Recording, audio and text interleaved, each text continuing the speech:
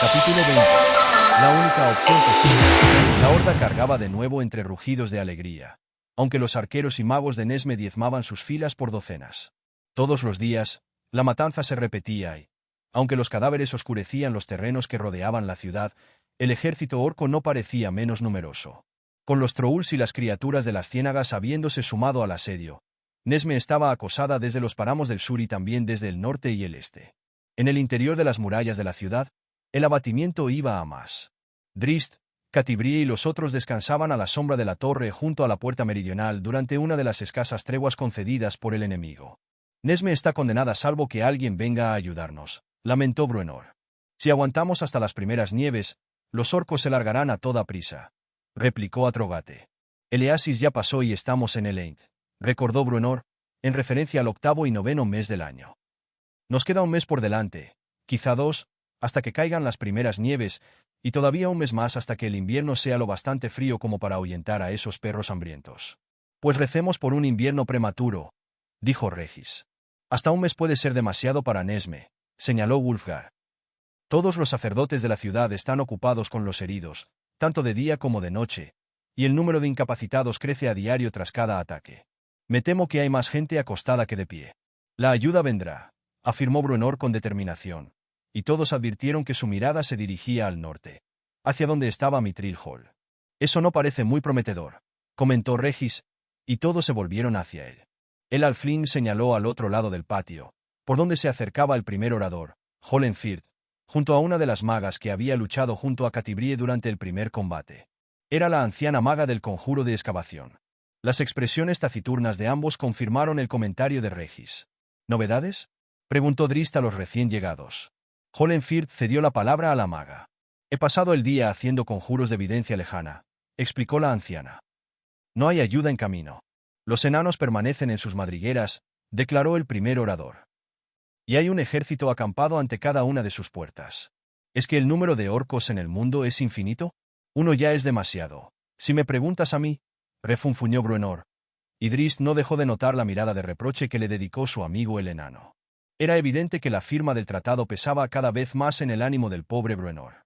Luna Plateada está resistiendo a un gran asedio y han sufrido mucho, siguió Holenfirth. Y Sundabar calló unos instantes y tragó con fuerza.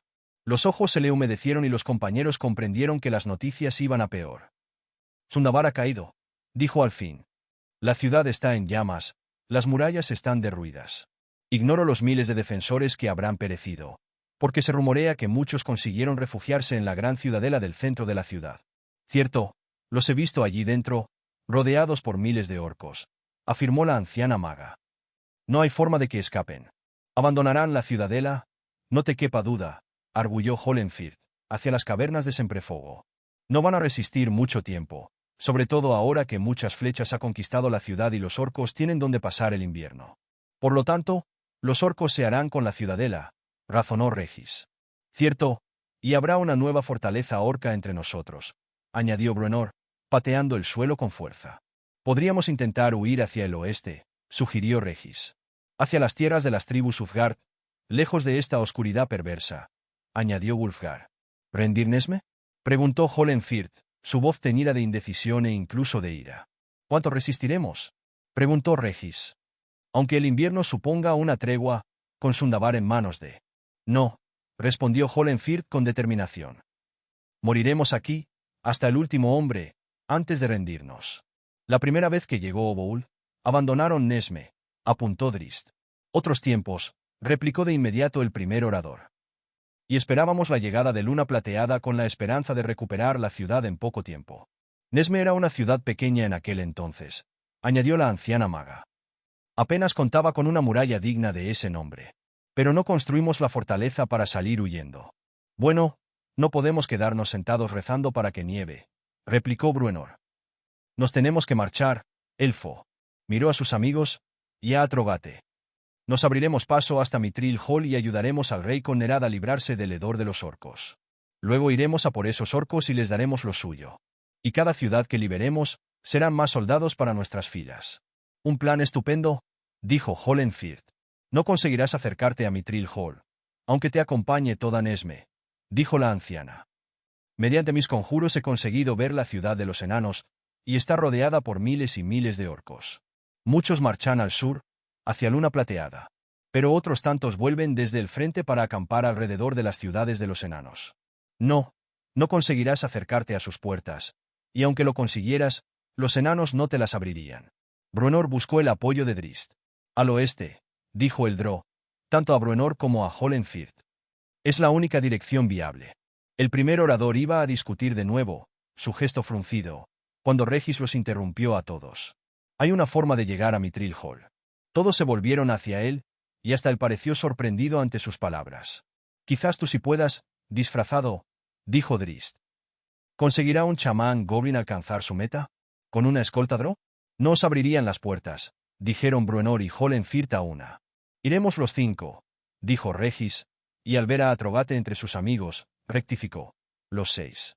Podemos llegar hasta allí, aunque no será fácil. ¿Recuerdas el campamento orco? Drizzt se encogió de hombros.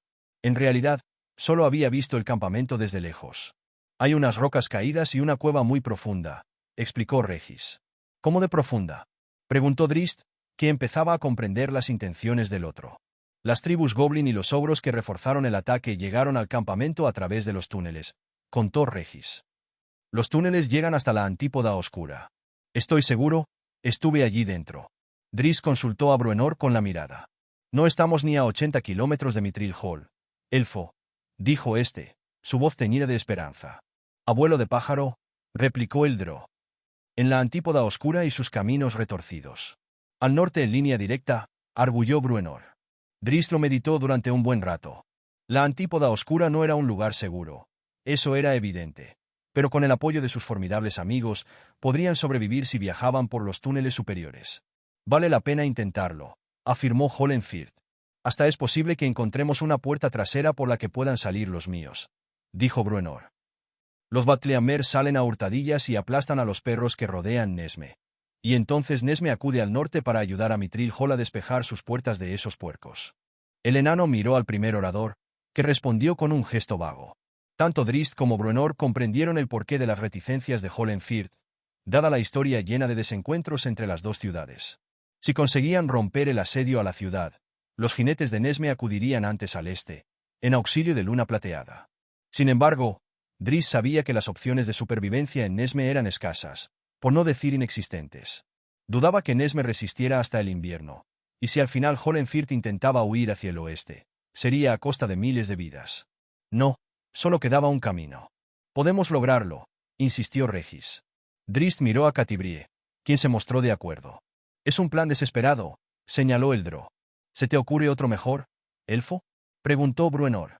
No. Vamos. El orco se recostó contra el peñasco, mientras contemplaba el cielo y fantaseaba con derramar la sangre de algún humano. Ah, sí. Las murallas de Nesme cederían y entonces las gentes de Nesme caerían bajo el filo de sus hojas dentadas. La bestia salió de su ensimismamiento cuando una bota de piel de ciervo apareció en el peñasco, a la altura de su oreja. A continuación, apareció una segunda al otro lado de su cabeza. El orco echó la cabeza hacia atrás y contempló a un hombre enorme de pie sobre él con los brazos en alto. El orco intentó incorporarse de un salto, pero el martillo de guerra se anticipó cuando los brazos del bárbaro descendieron con precisión mortal. Los brazos del orco se abrieron de par en par, los dedos retorciéndose, cuando Aegisfang se incrustó en su pecho. Los ojos estuvieron a punto de salírsele de las órbitas y la vida abandonó a toda prisa el cuerpo aniquilado del orco. Wulfgar miró a un lado y asintió. Drizzt y Regis rodearon otro de los peñascos a toda prisa, dejando atrás los cadáveres de 3 orcos más, y se metieron en la pequeña cueva señalada por Regis. El bárbaro se volvió hacia atrás y agitó los brazos en la señal convenida de vía libre. Bruenor primero, Catibrie a continuación y por último, Atrogate, que vigilaban el perímetro, se dirigieron hacia la cueva. Una repentina conmoción atrajo la atención de Wulfgar y el bárbaro reparó en el goblin que abandonaba la cueva a la carrera. Agarró el martillo de guerra, pero vaciló. ¿Regis? Llamó. De la oscuridad de la cueva emergió el auténtico Halfling. No, ese es auténtico. Señaló al monstruo a la fuga. Aegisfang voló por el aire y el goblin voló por el suelo. ¡Buajajaja! Aulló Atrogate, que llegaba veloz a lomos de Bufido, pues él también había visto al goblin. Los humanos son arrogantes y bocazas, pero este de aquí, grande como un ogro y fuerte como un gigante, este sí que sabe lanzar un martillo. Wulfgar bajó del peñasco de un salto y recogió a Egisfan al vuelo. El comentario le hizo mirar al enano con una mueca de incredulidad, lo que hizo reír a Atrogate con más fuerza aún. «¿Se ríe de cualquier cosa?», comentó Regis. «Es posible que lo haga porque soy más listo que todos vosotros». «¿Eh?», replicó Atrogate al pasar al lado de los dos compañeros para reunirse con Drist en la cueva. «Ríe siempre que puedas, pequeño, porque tus llantos te perseguirán y te atraparán siempre que quieran». Regis iba a responder, pero acabó por cabecear. El enano estaba en lo cierto. «Una lección a recordar», comentó Wulfgar y le guiñó el ojo al alfling. Luego se dirigió a la cueva con los demás. «Lástima que las asquerosas canciones de los enanos no estén a la altura del comentario». «¡Ah!», bufó Atrogate. Drist guió al resto hacia los túneles y las grandes cuevas que había abajo, donde se habían alojado antes los goblins y los orcos. Y las habían abandonado hacía poco, a juzgar por la basura y los restos repartidos por todo el lugar. «Estarán en el asedio a Nesme», dijo Regis, y los demás se mostraron de acuerdo. «Implacables», dijo Catibrie, con pesar. «Ya te lo advertí, elfo», le dijo el enano a Drist. «Buscaban una guerra y eso es lo que tendrán». Miró a los demás, esperando que se unieran a su entusiasmo. Ninguno hizo nada, excepto Atrogate. «Bah, es lo que hay», añadió. «A Mithril Hall a toda prisa», dijo Catibrie. «Cuanto antes lleguemos a la ciudadela de los enanos, mayores serán las posibilidades de que Nesme sobreviva». Cogió una flecha del carcaj de Drist, formuló un conjuro menor y la cabeza del proyectil se iluminó como una antorcha. Catibrie la empleó para alumbrar el entorno. Se volvió hacia Drist, todos lo hicieron, y el Drow asintió. Comenzó a recorrer la cueva, mirando al interior de los túneles en busca de la ruta adecuada. Al final, eligió uno y comenzaron a andar. Pero al cabo de unas horas, el Drow se detuvo y negó con la cabeza. «¿Qué hay?», preguntó Bruenor. Drist indicó al enano que se pusiera a su altura y olisqueó el aire. Bruenor hizo lo mismo. «Ese aire procede de túneles más profundos», explicó Drist. «Si seguimos por aquí, descenderemos, demasiado me temo». «¿Y ahora quieres dar la vuelta para buscar otro camino?», preguntó Bruenor. «Así son las cosas en la Antípoda Oscura», explicó Drist. «Encontraremos muchos callejones sin salida y tomaremos el camino equivocado en más de una ocasión. No será un viaje fácil, ni rápido, me temo», señaló el morral mágico de Regis, que estaba abarrotado de provisiones en previsión de las dificultades que podían encontrar en las profundidades. «El túnel podría ramificarse más adelante», señaló Atrogate. Bruenor miró a Drist, quien se limitó a encogerse de hombros. «No lo sabremos, si no lo intentamos», señaló el enano de barbas anaranjadas. «Podríamos perder un día más. O adelantar un par de ellos». Drist miró a los otros. Ninguno dijo nada. «Las minas de Mithril Hall son profundas, ¿verdad?», preguntó Atrogate. «Así es», dijo Bruenor. «No estamos muy lejos de la superficie», razonó el enano de barba negra. «Yo digo que tomemos los túneles que nos llevan hacia abajo. Allí existen más probabilidades de dar con alguna señal de Mithril Hall». Señaló hacia la oscuridad ante ellos y Drist acabó por asentir. El Drow se adelantó de nuevo, fuera del alcance de la luz mágica de Catibrie. Acamparon en un pequeño recoveco que se abría en un lateral del túnel. Catibrie apagó su luz. Los dos enanos y el Drow, dotados de buena visión nocturna, se relevaron para hacer la guardia. Drist acudió varias veces al lado de Wulfgar y Catibrie esa primera noche, sabedor de que se sentirían desamparados en la oscuridad casi total. Al día siguiente se toparon con algunos pasadizos laterales que a su vez se bifurcaban en otros, y hasta un enano se habría podido perder en el laberinto de túneles que conformaba la parte superior de la Antípoda Oscura. Pero el Drow no. Drist estaba en casa, el hogar que había conocido durante las primeras décadas de su vida, y muy pocos habían recorrido más túneles de la Antípoda Oscura que él. Los vio día tras día, consciente de que iban en la dirección correcta, aunque no tanto de encontrar el camino que buscaban. «¿Imaginas vivir aquí?», susurró Regis a Wulfgar en uno de los campamentos que hicieron para pasar la noche. Wulfgar no podía distinguir la expresión del alfling, pero el tono de su voz bastaba para adivinarla. «Lo peor es no ver nada», repuso el bárbaro. «Estar ciego». «No estoy ciego. Mi visión nocturna es buena, mejor de lo que lo era en mi vida anterior». «Ya, pues no veo que hagas ninguna guardia», le reprochó Wulfgar. «Salgo de campamento todas las noches. Drist está al corriente», fue la sorprendente respuesta de Regis. «Busco hongos y líquenes. Si encontramos una cueva donde pasar la noche en condiciones, montaré mis instrumentos y prepararé algunas pociones. Eres una caja de sorpresas, pequeño amigo. De todas formas, vivir aquí año tras año», repuso Regis. Estoy convencido de que perdería la cabeza. Y no es solo la oscuridad. Te entiendo, dijo Wulfgar. Cada vez que pienso en las montañas de piedra que tenemos por encima. La idea me oprime tanto, como lo harían las rocas si cayesen sobre nosotros. Demasiados recovecos, comentó Catibrie, acercándose a ellos. Siempre hay que estar alerta. Puedes tropezar con un enemigo a la vuelta de cada curva. Un goblin, un orco, una mole sombría, una bestia trémula. Un drow, añadió Wulfgar. Cierto, y hasta un enano con ganas de jaleo. Intervino otra voz, la de Bruenor. Un enano enfadado y cansado porque sus amigos no paran de parlotear y no le dejan dormir. ¿Verdad? Dijo Atrobate desde el otro lado, pues Drist hacía la guardia en esos momentos. 2 enanos, 4 puños. Buajajaja. Al otro día, el grupo explotó varios pasadizos laterales, y en 2 ocasiones tuvieron que volver sobre sus pasos al llegar a un callejón sin salida en uno de ellos, y a una amplia caverna con un profundo agujero en el centro, en el otro. Los días posteriores fueron similares, con demasiados túneles para elegir. Drist siguió liderando al grupo y logró evitar a los moradores de la Antípoda Oscura, aunque era cierto que los túneles de esa parte de la Antípoda Oscura no solían estar frecuentados por monstruos, solo por los orcos, que ahora formaban parte de los ejércitos de Artus. Perdieron la noción del tiempo, aunque dedujeron que llevaban una semana de viaje cuando alcanzaron una zona que le resultó familiar a Bruenor. Es el olor, anunció, cuando llegaron a una serie de túneles más amplios, muchos con cámaras laterales de origen natural. Huele al hogar. Tu hogar apesta a orco. Entonces, dijo Atrogate.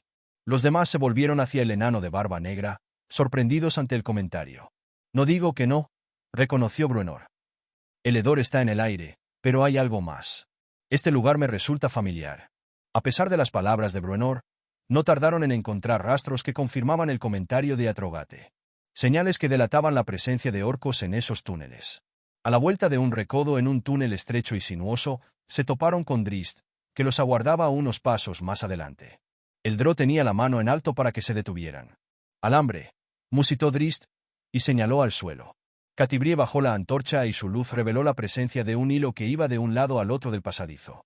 Placa de presión en la pared, añadió Regis, al reparar en una losa que presentaba una tonalidad distinta del resto. Atrogate se adelantó, evitando el alambre tendido, y examinó la piedra señalada por el alfling. Asintió hacia los demás. ¿Qué hace?, preguntó Bruenor. Ni idea, admitió Atrogate. Tampoco pienso averiguarlo. Reanudaron la marcha con mayor sigilo. Catibrie cubrió la luz mágica de la flecha para amortiguar su brillo. Drist seguía en cabeza, aunque a menor distancia del grupo. Encontraron más trampas, muchas más, junto a señales que indicaban la presencia de goblins, heces y otros restos por todas partes, e incluso un plato con sobras que parecía relativamente reciente. Nadie dijo nada y menos aún cuando les llegaron los ecos confusos de voces. Había orcos. Imposible determinar cuántos, o a qué distancia, porque los ecos surgían de todos los pasadizos que componían la madeja de túneles.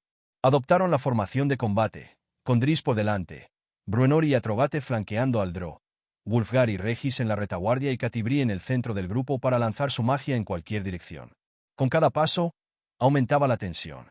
Procuraban hacer el menor ruido posible, pero hasta el más leve sonido era amplificado y transportado por los pasadizos que los rodeaban. Y había muchos oídos listos para captar a esos ecos. Poco más adelante, reconocieron la mano de los enanos en algunas de las paredes del túnel. El pasadizo se abría por la derecha hacia varias cámaras de buen tamaño y de estas partían túneles que conducían a otras cámaras más allá. Estamos cerca, susurró Bruenor con alegría. Estas son las minas profundas occidentales de Mithril Hall. Vamos a la derecha. ¿Entonces?, preguntó Drist. Me temo que por ahí hay muchos enemigos. El enano reflexionó, intentando recordar la disposición del lugar. Estaban a gran profundidad, por debajo de las grandes forjas de Mithril Hall, próximos a los túneles inferiores. No existían muchos caminos para llegar a los pasadizos que conducían a Mithril Hall desde la zona en la que se hallaban, que los enanos mantenían casi aislada por motivos evidentes de seguridad. Seguiremos por el túnel otros 1000 pasos, dijo el enano. Luego torcerá hacia el este, creo, y desde allí es posible que encontremos el camino a Mithril Hall. Drist se adelantó de nuevo al grupo. Mantenía la mano cerca del morral por si tenía que llamar a Genwibar. Ya olía a los orcos sin problemas, y con toda seguridad, los orcos podían oler los alellos. El pasadizo se estrechó y el grupo aminoró la marcha. Se toparon con más trampas, 3 alambres trampa. el segundo a 2 pasos del primero y el tercero a 2 pasos del segundo. Drizzt tuvo suerte al evitar por poco una pequeña placa de presión colocada en el centro del pasadizo. Al reparar en ella, Drizzt inspiró con fuerza. A pesar de moverse con tanta precaución, iban a tener que vigilar cada paso que daban. El pasadizo dibujaba un ángulo recto a la derecha, hacia el este, y también se bifurcaba hacia el norte. Tras consultar con la mirada a Bruenor, el Drow fue hacia la derecha con el resto tras él. El pasadizo se estrechó y el hedor de los orcos se hizo más espeso. A lo lejos, oyeron el batir de tambores y cánticos. Drizzt llamó a Genwibar y la envió por delante. «Nos han atraído hasta aquí», susurró Regis, de repente consciente de lo que ocurría. Agarró a Wulfgar para que se detuviera y luego hizo lo mismo con Catibrie. «Nos han atraído», le dijo a los enanos y no bien acabó de hablar cuando oyeron el rugido de Genwibar, enfrentada a algún enemigo desconocido. «Drizzt», quiso avisar Regis, pues acababa de reparar en las juntas de las piedras que componían las paredes y el techo que los rodeaban. Estaban donde los orcos querían. Los enanos se volvieron hacia él, pero Regis les chilló que se apartaran, lo que hicieron justo antes de que una gran losa del techo se desprendiera, dando paso a 4 orcos. Más adelante, Drizzt se encontró con más enemigos que surgían de detrás de paneles secretos en las paredes. Saltaron sobre él desde todos lados y cayeron abatidos por las cimitarras del Drow. Regis consiguió meter su florete entre los 2 enanos e incrustar la punta en un orco. Estaba a punto de arrojar una serpiente a un segundo orco, cuando un grito a su espalda hizo que se agachase. De las manos tendidas de Catibrie surgió un abanico de fuego que voló sobre los enanos hacia el encuentro de los orcos más altos. Por detrás de Catibrie, Regis distinguió a Wulfgar aplastando con su martillo de guerra a los enemigos que lo acosaban. «¡Hoy!», gritó el alfling a su amigo, y apartó a Catibrie para correr hacia Wulfgar. Sin embargo, no había dado ni un paso cuando oyó el roce de la piedra deslizándose. «¿Qué?», preguntó Catibrie, mirando por encima de su hombro a tiempo de presenciar cómo una sección de la pared a la izquierda de Regis se abría y golpeaba al alfling, arrojándolo contra la pared contraria. «Wulfgar», llamó la mujer. El bárbaro apartó al orco más cercano y se volvió. Tanto él como Catibrie contuvieron el aliento, temiendo ver a Regis aplastado contra la pared. Pero no, justo cuando el alfling iba a chocar contra el muro pétreo, este se abrió dando paso a una rampa. Regis se precipitó al interior y su grito se perdió en la oscuridad con él. «No», aulló Wulfgar. Se desembarazó de los orcos que lo atacaban y saltó hacia la pared, pero otra sección deslizante cubrió el hueco antes de que el bárbaro pudiese hacer algo. «Regis», gritó Catibrie. «Wulfgar», chilló enseguida al advertir el tropel de orcos que cargaba contra el bárbaro. De pronto, la gran losa de piedra se deslizó de nuevo dejando al descubierto el hueco por el que acababa de caer Regis. «Wulfgar». «No». Pero el bárbaro no prestó atención al aviso de la mujer y ya tenía medio cuerpo metido en el hueco. «Es un foso», gritó, aunque no pudo seguir. La losa de piedra, que volvía a su sitio, colisionó contra él, y la presión amenazó con asfixiar al enorme bárbaro. Gimió y se retorció para alcanzar la piedra que lo oprimía, pero estaba en mala posición y no podía agarrarla con la fuerza necesaria. Desesperado, introdujo la cabeza de Aegisfang entre la losa y la pared a modo de cuña. A pesar de ello, la presión seguía siendo enorme y su única opción era pasar al otro lado. Forcejeó y luchó contra la piedra. «Wulfgar», gritó de nuevo Catibrie e intentó tirar de la losa en vano. Tuvo que desistir ante la aparición de un grupo de orcos que cargaba contra ella. Retrocedió y comenzó a lanzar un conjuro. Y de pronto, Drizzt apareció a su lado, apartó a un orco enzarzado con Bruenor y saltó por encima de los enanos. El guardabosques Drow dejó atrás a Catibrie con las cimitarras volando ante él. Una hoja apartó la embestida de una lanza y la otra cortó la garganta del orco más adelantado. «Wulfgar», chilló al contemplar el pasaje parcialmente bloqueado por la cabeza de Aegisfang. Regis parpadeó se incrustó en el vientre de un segundo orco y Drizzt lo apartó para encarar a los 2 siguientes. Descargó cada estocada con rabia, la rabia provocada por la desaparición de sus 2 amigos, aunque solo fuera una desaparición temporal. El túnel comenzó a vibrar y sacudirse. Drizzt hizo retroceder a los 2 orcos. «A la izquierda», gritó Catibrie, y el Drow se arrojó hacia la pared de la izquierda sin vacilar. Un estallido de energía mágica pasó por su lado, explotó frente a los orcos y los arrojó hacia atrás. Drizzt quiso dirigirse de inmediato al hueco entreabierto gracias al martillo de guerra, pero las imágenes entrevistas a la luz del rayo mágico provocó que su instinto le empujase a huir a toda prisa. El túnel tembló con violencia y un estruendo parecido al de una avalancha llenó el pasadizo. El fragor lo provocaba la diabólica máquina de guerra que se acercaba hacia ellos. Una rueda cilíndrica alta como un enano y ancha como el pasadizo. Eran toneladas de roca revestidas con acero acanalado. Drist estaba familiarizado con el artilugio. Su diseño no era orco. Agarró la flecha iluminada de Catibrie, la arrojó al final del pasadizo y pudo contemplar la máquina de guerra caer sobre un orco. Lo aplastó y desmembró a la vez. Había ogros empujando la máquina, muchos ogros, y por lo visto, no iban a detenerse ante nada. ¡Corre!, le gritó Drist a Catibrie. «Exprimidor», alertó Bruenor al reparar en lo que se acercaba. «Tienen un exprimidor. ¡Corre!». Drist fue a por el martillo de guerra, un último y desesperado intento de mantener la salida abierta para sus amigos, pero antes de alcanzarlo, el arma desapareció y la losa pétrea se cerró con un golpe seco. El Drow rodó hacia adelante, envainó las cimitarras y cuando se incorporó, sostenía Taulmaril con el que envió una volea de flechas hacia los orcos a su espalda con la esperanza de ralentizar el avance del exprimidor. Por su lado, Bruenor y Atrogate luchaban con denuedo para despejar el camino, aunque el enfrentamiento no duró mucho. Sus adversarios no sentían el más mínimo deseo de caer bajo la máquina de guerra, que no distinguía amigos de enemigos, y emprendieron la huida. «Exprimidor», chilló una y otra vez Bruenor. Y Drist comprendió que la máquina mortal era una creación de los enanos de Mithril Hall. Eso significaba que al menos una parte del complejo enano estaba en manos de los orcos. «Corred, necios. Corred por vuestras vidas», los azuzó Bruenor. Y corrieron por sus vidas. En cuanto comenzó a caer, Regis tuvo la presencia de ánimo suficiente para envainar el florete. No hizo lo propio con la daga, sin embargo, y contactó telepáticamente con las serpientes para que se le enroscaran alrededor de la muñeca para no perder el arma. Intentó clavar el arma en la pared conforme caía, con la idea de acertar con alguna grieta que al menos ralentizará su caída.